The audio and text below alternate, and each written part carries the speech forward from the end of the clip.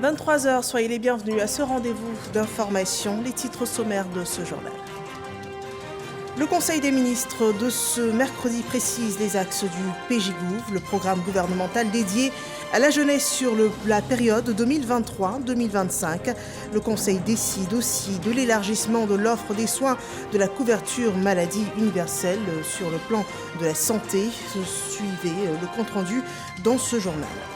Sécurisation des frontières, la Côte d'Ivoire et l'Italie lancent le projet Civit, un programme de 3 ans pour le renforcement des capacités opérationnelles du gouvernement sur la gestion des migrations et des frontières.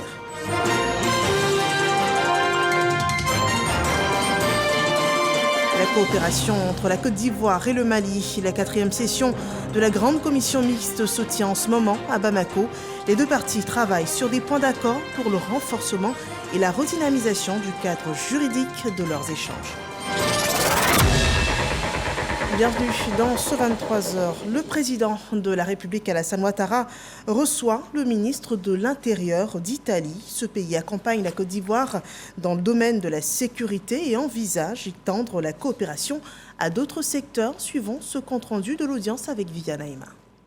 Accompagné par son homologue ivoirien, le ministre Diomandé Vagondo, le ministre italien de l'Intérieur, Matteo Piantedosi, a été reçu en audience ce mercredi 22 mars par le président de la République, Alassane Ouattara, au palais présidentiel.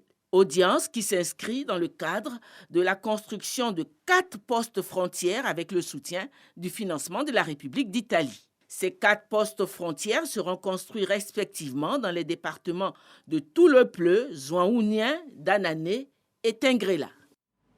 Et un programme dans le cadre de la coopération entre la Côte d'Ivoire et l'Italie. Et d'ailleurs, le projet Civit est lancé, un programme de 3 ans pour le renforcement des capacités opérationnelles du gouvernement ivoirien sur la gestion des migrations et des frontières. Le projet permettra la construction donc de nouveaux postes de contrôle aux frontières du pays. Le président de la République, Alassane Ouattara, présidait ce jour un conseil des ministres. Les 3 principaux axes du PJGouv ont été précisés au cours de cette réunion. Dans le secteur agricole, il est envisagé un nouveau modèle de commercialisation des produits de la filière EVEA et du palmier à huile. L'autre décision forte de ce conseil, c'est l'élargissement de l'offre des soins de la couverture maladie universelle, suivant ce compte-rendu par Viviane Aïma. 2023, année de la jeunesse, ainsi que l'a décrété le président de la République, Alassane Ouattara, dans son message à la nation à la veille du Nouvel An. Le Conseil des ministres de ce mercredi 22 mars, sous la présidence du chef de l'État, a fixé les grandes lignes ainsi que les moyens qui seront déployés pour la réalisation de ce programme gouvernemental d'envergure pour la promotion des jeunes. Ce PJGouv a été élaboré sur la base du Plan national de développement 2021-2025, de la feuille de route 2023 du gouvernement et des conclusions des consultations nationales de la jeunesse. Consultations nationales de la jeunesse qui ont permis donc de rencontrer plus de 300 associations de jeunesse. Ce programme d'envergure fixe les lignes directrices de l'action du gouvernement pour les jeunes Ivoiriens sur la période 2023-2025 et vise à amplifier les politiques publiques en faveur des jeunes en vue de leur assurer une bonne insertion professionnelle et de leur garantir de meilleures conditions de vie. Il est articulé autour de 3 principaux axes, à savoir l'accélération de la formation, de l'insertion professionnelle et de la promotion de l'entrepreneuriat jeune, le renforcement de l'engagement citoyen et de l'éthique sociale de la jeunesse, et enfin, l'amélioration des conditions d'épanouissement et de bien-être des jeunes. Le programme sera piloté par le Premier ministre avec la participation de l'ensemble des acteurs nationaux issus des secteurs publics et privés, de la société civile ainsi que des partenaires au développement. La mise en œuvre du PJGouv sur la période 2023-2025 est estimée à 1 118 milliards de francs CFA répartis sur les différents axes du programme dont la réalisation des travaux de réhabilitation et de construction d'infrastructures destinées à la formation et à l'insertion professionnelle de 1 500 000 jeunes sur la période. Pour l'année 2023, année 2023 consacrée, selon la volonté du chef de l'État, à la jeunesse, ce seront plus de 360 milliards de francs CFA qui seront investis pour l'insertion de plus de 600 000 jeunes. Par ailleurs, le Conseil des ministres a enregistré 2 autres mesures de grande portée sociale. Il y a la couverture maladie universelle, la CMU, dont le Conseil des ministres vient d'augmenter les prestations. Ainsi, a été intégré à la liste des affections des spécialités telles que la cardiologie, la diabétologie, l'anesthésie et la réanimation. De même, la liste des classes thérapeutiques des produits pharmaceutiques garantis par la CMU a été actualisée en lien avec les pathologies des spécialités ajoutées. En outre, les actes garantis par la CMU ont également évolué en nombre et étendu à ceux pratiqués par les infirmiers et les sages-femmes. À cela s'ajoute, rien que pour cette année 2023, 2 sessions de recrutement à la fonction publique de personnes handicapées. À l'issue des travaux de la commission de recrutement dérogatoire, composée des représentants de l'administration publique et des représentants des organisations de personnes handicapées, les 200 postes budgétaires de grade D1 à A4 prévus pour la session 2022 ont tous été pourvus. Ainsi ont été retenus sur 1012 dossiers validés, 100 handicapés moteurs, soit 50%, 35 handicapés auditifs, soit 17,5%, 37 handicapés visuels, soit 18,5%, et 25 autres personnes, soit 12,5%, portant des handicaps liés aux troubles du développement. Prenant en compte la volonté du chef de l'État, comme je l'ai indiqué tout à l'heure, de faire de l'année 2023 l'année de la jeunesse, et tenant également compte de l'équité de cette initiative, le Conseil a instruit le ministre de l'Emploi et de la Protection sociale et l'ensemble des ministres concernés à l'effet de prendre des dispositions idoines en vue d'ouvrir pour l'année 2023 une autre session de recrutement dérogatoire des personnes en situation de handicap à la fonction publique. Le prochain Conseil des ministres se réunira le 5 avril prochain. Attardons-nous à présent sur un point important des décisions prises au cours de cette réunion du gouvernement ce jour. Il s'agit des implications du plan d'envergure pour l'épanouissement et la participation de la jeunesse. Plus de 360,442 milliards de francs CFA sont annoncés pour l'insertion de plus de 600 000 jeunes en Côte d'Ivoire pour cette année. Le ministre de la Promotion de la jeunesse et de l'insertion professionnelle et du service civique était sur le plateau du 20h. Il s'exprimait sur les enjeux d'un tel investissement pour la jeunesse ivoirienne. Le PJ-Gouv 2023-2025, on en parle. En fin d'année, le chef de l'État, je parle bien évidemment de 2022, le président de la République, son Excellence Alassane Ouattara, a bien voulu faire de l'année 2023 l'année de la jeunesse. Et il a donné des orientations sur ce qu'il entend par l'année de la jeunesse, avec donc la nécessité de renforcer le dispositif d'encadrement pour les jeunes, renforcer le dispositif donc d'appui à l'entrepreneuriat des jeunes, appuyer donc les start-up, mettre en place les conditions pour un épanouissement donc de notre jeunesse. Sur cette base, le 13 janvier précisément, une réunion interministérielle a réuni autour du Premier ministre une quinzaine de membres du gouvernement. À l'issue donc de cette réunion interministérielle, différents axes ont été définis, un axe de travail. Le premier axe, ça a été dit par mon collègue tout à l'heure, c'est la formation, l'insertion professionnelle et l'entrepreneuriat des jeunes. Le deuxième axe, c'est sur l'engagement civique donc, des jeunes. Et le troisième axe, c'est sur donc, l'épanouissement, le bien-être des jeunes. Et c'est autour de ces 3 axes qu'a été construite toute la démarche. Nous avons eu donc fin janvier, sur instruction du Premier ministre, une approche inclusive, participative avec 307 organisations de jeunesse, toutes couches confondues. qui ont pu donc apporter leurs propositions et leurs contributions. Et le 16 février, une autre réunion interministérielle qui a intégré non seulement les propositions de tous les ministères sectoriels sur les questions de jeunesse, mais qui a pris en compte l'importante proposition ou les importantes propositions faites par les jeunes eux-mêmes. À l'issue de tout ça, le programme Jeunes du gouvernement 2023-2025 a été élaboré et soumis ce jour au chef de l'État qui l'a validé. Et donc nous avons aujourd'hui le PJGouv 2022-2023. Ça a été dit donc par mon collègue tout à l'heure, c'est quand même 1 500 000 jeunes qui seront traités donc ces 3 prochaines années pour un peu plus de 1 118 milliards de francs CFA.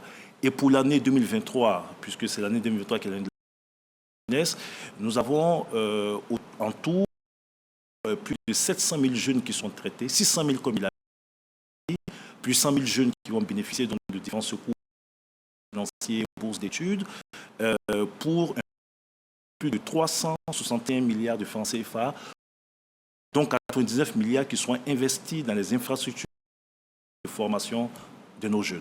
Aujourd'hui, le gouvernement accorde un point particulier à l'épanouissement et à l'insertion professionnelle des jeunes. J'ai parlé de réformes, sans trahir de secret, puisque ça sera public. Nous avons décidé, par exemple, donc, de prioriser l'emploi national.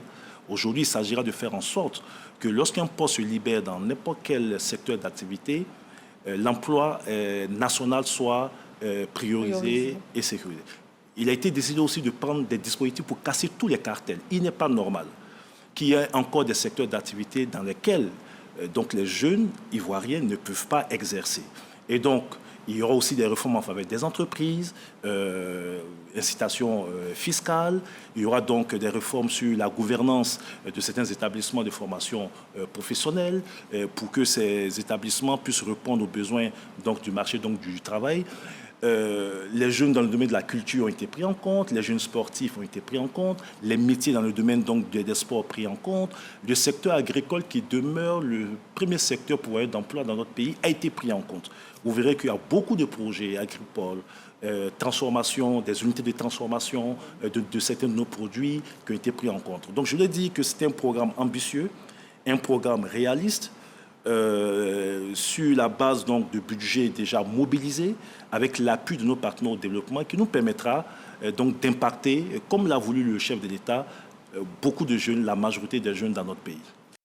Et voilà, le PJGouv 2023-2025, un programme bien taillé pour l'insertion, la formation et la promotion de l'épanouissement de la jeunesse ivoirienne. La Côte d'Ivoire et le Mali travaillent sur les axes de leur coopération.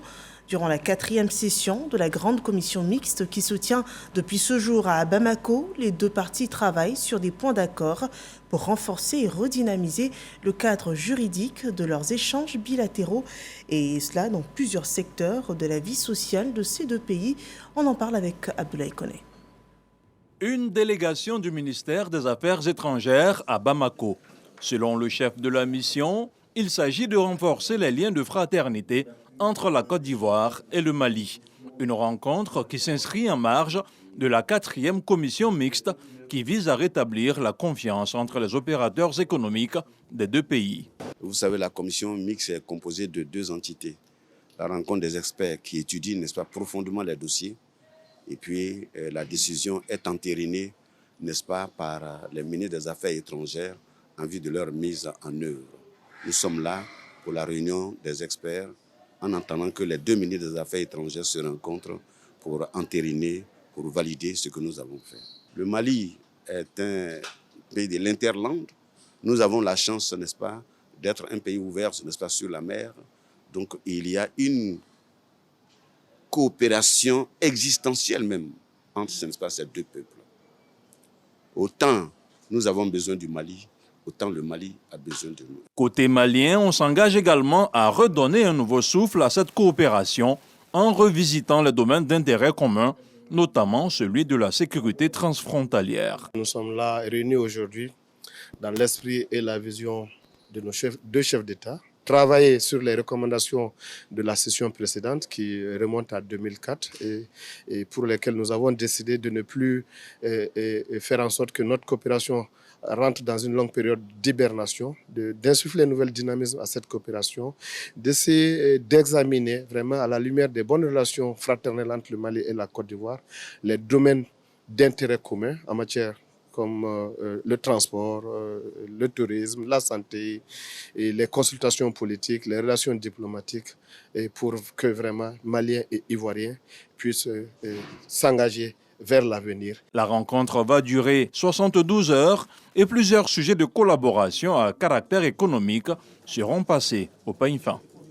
Et voilà une rencontre qui montre bien que l'épisode des 49 soldats ivoiriens au Mali est bien loin derrière nous. Nous poursuivons avec cette initiative des producteurs de coton de l'UMOA. Les interprofessions se constituent en organisation régionale pour répondre et aussi apporter des solutions communes et appropriées aux défis de ce secteur, suivant ce développement apporté par Lanciné Bakayoko. L'organisation régionale des interprofessions de la filière coton vise à accroître durablement les chaînes de valeur du coton textile par la satisfaction des besoins de la population, la création d'emplois et la réduction de la pauvreté, en particulier en milieu rural. Objectif à court terme, la transformation de 25% de la production annuelle de fibres de coton. Le tout premier défi auquel le nouveau bureau va être certainement confronté, ce sera donc les ravageurs appelés donc la jacide, qui ont massivement infesté donc les champs de coton dans tous les États membres de l'UMOA, occasionnant une baisse de la production de coton en graines au cours de la campagne 2022-2023. Le gouvernement ivoirien a entrepris plusieurs réformes destinées à renforcer la performance et la compétitivité du coton. Nous pouvons relever, entre autres, le zonage agro-industriel, le financement de projets de développement dont le dernier en date est le projet Résilience des systèmes cotonniers du nord de la Côte d'Ivoire à hauteur de 44 milliards de francs CFA. Avec une production annuelle moyenne de 2 millions de tonnes pour les graines et 900 000 tonnes pour les fibres, le coton impacte près de 15 millions de personnes dans la sous-région ouest-africaine. À l'issue de l'Assemblée générale constitutive, Mathieu Adjovi, président de l'interprofession coton du Bénin, a été désigné pour diriger la fêtière régionale. Les fidèles catholiques sont en pleine période de pénitence pour renforcer la piété avant la célébration de la Pâque. Ainsi, l'Église catholique a dans ce cadre reçu un don du gouvernement, un soutien fort apprécié selon ce reportage de Grace Kando. 3 émissaires du gouvernement dans les locaux de la conférence des évêques catholiques de Côte d'Ivoire. Ils y sont les bras chargés de vivres et non-vivres. En cette période de carême, le gouvernement se montre solidaire de l'Église catholique. Nous sommes envoyés par le Premier ministre, au nom du président de la République, nous associer à ce temps de carême que vit l'Église. C'est aussi le temps de solidarité, de partage, le temps de fraternité avec nos frères chrétiens. Que l'Église continue de prier pour le président de la République, pour le Premier ministre et pour l'ensemble des membres du gouvernement. Notre mission est grande, notre mission est délicate, elle est très sensible. Les Ivoiriens attendent beaucoup de nous. Ces dons seront répartis aux différentes entités de l'Église. Au total, 50 millions de francs CFA de vivres et non-vivres seront distribués à la communauté catholique. C'est au nom de la conférence des évêques catholiques de Côte d'Ivoire que je prends la parole pour saluer ce beau geste que le président de la République vient de poser. Notre gratitude se poursuit dans nos encouragements à perpétuer cette manière de voir, cette manière de faire, cet esprit de partage. Mais cet esprit de partage qui doit se prolonger dans le service que vous rendez à notre pays. Nous travaillons tous ensemble pour la paix et nous prierons pour que la paix advienne. Elle est déjà là, qu'elle se consolide dans notre pays. Cet acte du gouvernement n'est pas le premier du genre. Chaque année, pendant le temps de carême, le gouvernement ivoirien se tient aux côtés de la communauté catholique. Une action qui s'inscrit dans la dynamique du vivre ensemble et de la cohésion sociale. Mais voilà un temps de piété et de rapprochement du Créateur vécu conjointement avec la communauté musulmane. Le jeûne du Ramadan démarre demain, jeudi 23 mars. Le croissant lunaire marquant le début de cette période de pénitence pour la communauté musulmane a été observé dans les villes de Vavois, Biancouma et Mans, selon une déclaration du Conseil supérieur des imams et des mosquées et des affaires islamiques en Côte d'Ivoire que je vous invite à suivre. Le Conseil supérieur des imams, des mosquées et des affaires islamiques en Côte d'Ivoire, COSIM, et le CODIS informe la communauté nationale que le croissant lunaire marquant le début du mois de Ramadan 2023, 1444 de l'Hégire, a été observé à Biancouma, Vaou, dans le département de Vavois, et enfin à Ma, par un grand nombre de fidèles. Par conséquent, le jeûne du mois de Ramadan commencera en Côte d'Ivoire, Inch'Allah, demain jeudi 23 mars 2023.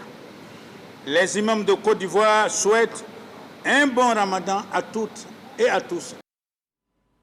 Et voilà, les musulmans entament donc une période de 30 jours de privation pour prioriser la piété. Et vous ne me direz pas le contraire, c'est aussi une période de grande consommation en Côte d'Ivoire et d'ailleurs partout dans le monde. Mais soyez rassurés, pour ce qui est de la disponibilité des produits sur le marché, le gouvernement assure non seulement de la disponibilité des produits de grande consommation, mais aussi du maintien et du respect des prix sur le marché. Le point avec Frédéric Oulaï et Godefroy Okambawa. Période de pénitence, de recueillement, de partage, le Ramadan débute ce jeudi 23 mars. À la veille de ce début de mois de jeûne pour la communauté musulmane, le ministre du Commerce, de l'Industrie et de la Promotion des PME sillonne les grands magasins de produits de grande consommation en vue de s'imprégner de la disponibilité des denrées et les commerçants rassurent. On a 4000 tonnes d'huile raffinée déjà emballée et puis 3000 tonnes d'huile déjà raffinée qui se trouvent toujours dans nos cuves. Pour dire que il n'y a vraiment pas de souci à se faire sur la disponibilité de l'huile raffinée pour les consommateurs. La même chose pour le riz. Autre site visité, les magasins de stockage de denrées alimentaires, notamment le riz, les produits laitiers et les pâtes alimentaires. Dans cette surface, tout est prêt pour accueillir le Ramadan. Nous sommes toujours en période de production de sucre. Donc en plus des stocks disponibles, des stocks déjà mis sur le marché, les consommateurs auront également la possibilité de continuer à s'approvisionner en sucre pendant cette période de Ramadan. À l'issue de cette visite, Souleymane Diarasouba dit sa satisfaction et rassure la communauté musulmane quant à la disponibilité des produits de grande consommation. Lors de cette visite dans les différents magasins, que ce soit chez les importateurs, chez les industriels, chez les grossistes et demi-grossistes, nous avons noté que tous les entrepôts sont bien achalandés et que les stocks disponibles permettent de couvrir les 3 à 4 prochains mois de consommation. La période du jeûne musulman est souvent marquée par la flambée des prix sur le marché. Le ministre invite au respect des prix plafonnés par le gouvernement. Pour tout ce qui concerne les produits de grande consommation, nous sommes accordés sur des prix que nous appelons les prix plafonnés. Ce sont ces prix-là qui font l'objet d'applications depuis ces quelques mois et qui feront l'objet également d'applications dans nos différents marchés, dans les boutiques des quartiers, au cours de ce mois qui démarre. En cas du non-respect des tarifs sur le marché et les grandes surfaces, un numéro vert, le 1343, pour dénoncer, est ouvert. Et voilà, excellent temps de privation à tous les chrétiens catholiques et également à la communauté musulmane de Côte d'Ivoire. Nous passons à présent au point sur la situation du coronavirus dans le pays.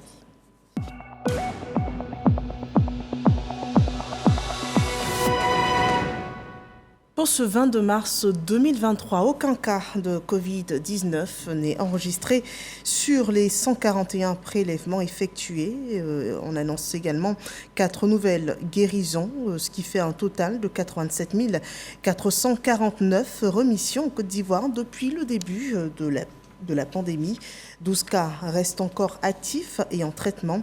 Et à cette date, au moins 27 384 526 doses de vaccins anti-Covid ont été administrées sur le territoire ivoirien. Un enseignant, une maison, c'est un programme immobilier pour plus de 71 000 enseignants sans apport initial. Et d'ici la fin du mois de juin 2023, 215 logements devraient être livrés pour une première phase de ce projet qui est porté par la mutuelle du personnel du ministère de l'Éducation nationale et de l'enseignement technique. Suivant ce reportage de Khalil Diomandé et Didier Nguessan. Un enseignant, une maison, le programme immobilier de la mutuelle des personnels du ministère de l'Éducation nationale et de l'enseignement technique, MUPE-MENEPSI, est désormais une réalité. Et c'est le quartier Ebimpe de la commune d'Aniamant qui abrite les logements.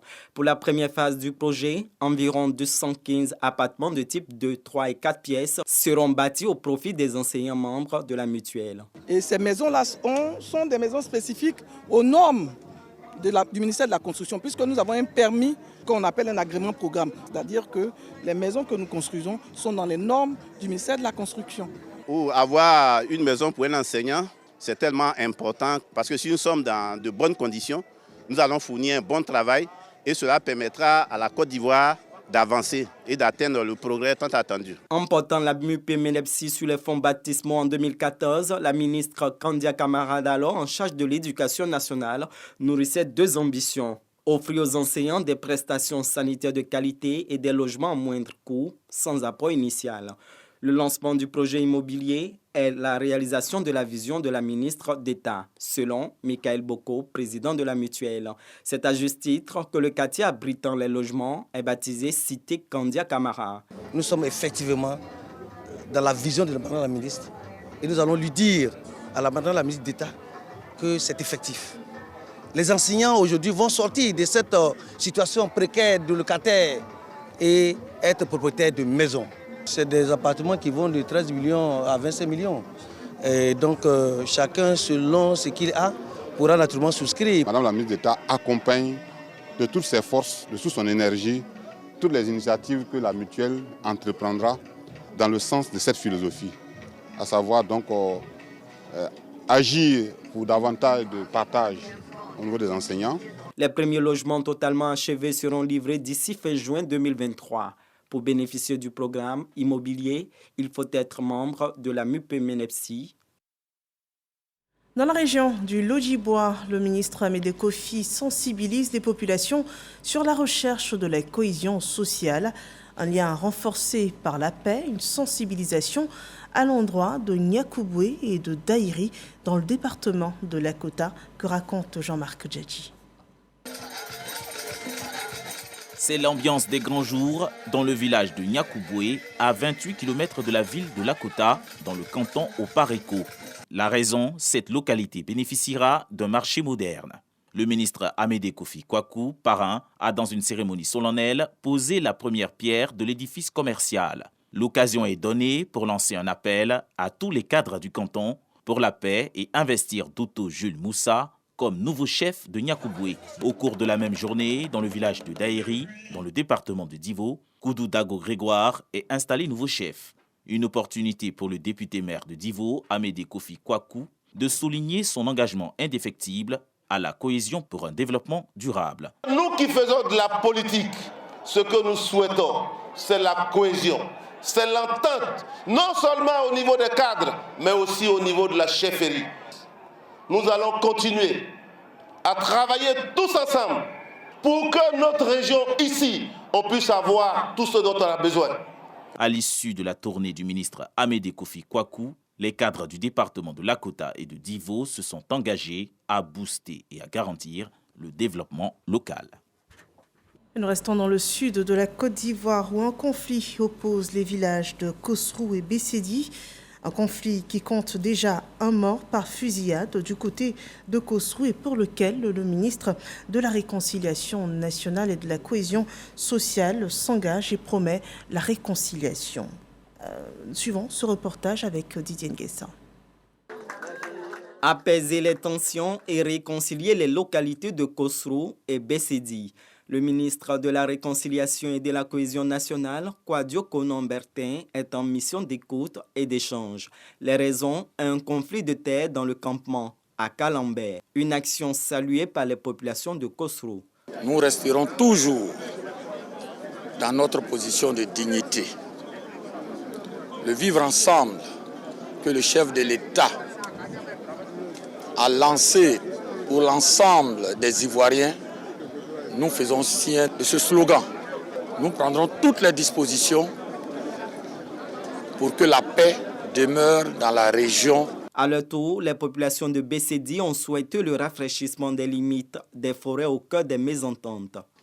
Cette situation malencontreuse tient son origine dans la répartition des forêts déclassées dont le peuple abidji, bien qu'étant riverain, s'estime lésé. Nous estimons que le rafraîchissement des limites des forêts déclassées pourrait procurer des terres de subsistance aux populations riveraines de Sikensi.